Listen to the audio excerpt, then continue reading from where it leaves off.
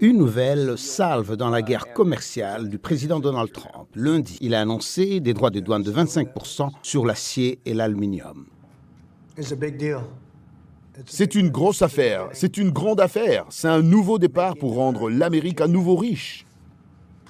Vous êtes le président qui défend les métallurgistes américains.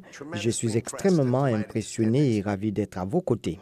Le conseiller commercial de Trump affirme que cette mesure aidera les producteurs nationaux et soutiendra l'économie et la sécurité nationale du pays. Les principaux fournisseurs étrangers d'acier, le Canada, le Brésil, le Mexique et la Corée du Sud, seront probablement les plus durement touchés. Plus tôt dans la journée de lundi, les droits de douane supplémentaires de 10 à 15% imposés par Pékin sur les produits américains sont entrés en vigueur en guise de contre-mesure à la hausse de 10% imposée par Trump sur les produits chinois au début du mois.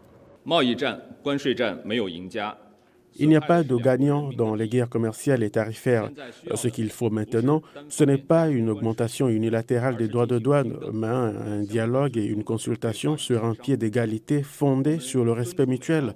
Nous demandons instamment aux États-Unis de corriger leurs mauvaises pratiques et de cesser de politiser et d'instrumentaliser les questions économiques et commerciales. Mais Trump affirme que non seulement ses rivaux, mais aussi ses alliés ont profité des avantages offerts par les États-Unis. Nous étions battus à la fois par nos amis et par nos ennemis. Notre pays a besoin que l'acier et l'aluminium soient fabriqués en Amérique et non à l'étranger. Nous devons créer pour protéger l'avenir de notre pays une résurgence de l'industrie manufacturière et de la production américaine comme on n'en a pas vu depuis de nombreuses décennies. De nombreux économistes estiment que les droits de douane augmentent les prix à la consommation. Les spécialistes de chaînes d'approvisionnement et de la logistique affirment que la décision de Trump soulève également d'importantes questions de politique mondiale. On ne sait pas s'il s'agit d'une stratégie de négociation, si elle sera permanente. Est-ce que cela se limite au Canada, au Mexique et à la Chine, comme c'est le cas actuellement ? Ou est-ce que cela va s'étendre à l'Union européenne, par exemple, ou même aux pays des BRICS, dont font partie le Brésil, la Russie, l'Inde, la Chine, l'Afrique du Sud et 12 ou 14 autres pays. Ces préoccupations pourraient inciter les pays à réorienter leurs relations commerciales, a-t-il déclaré, ce qui ne manquera pas d'alarmer les producteurs.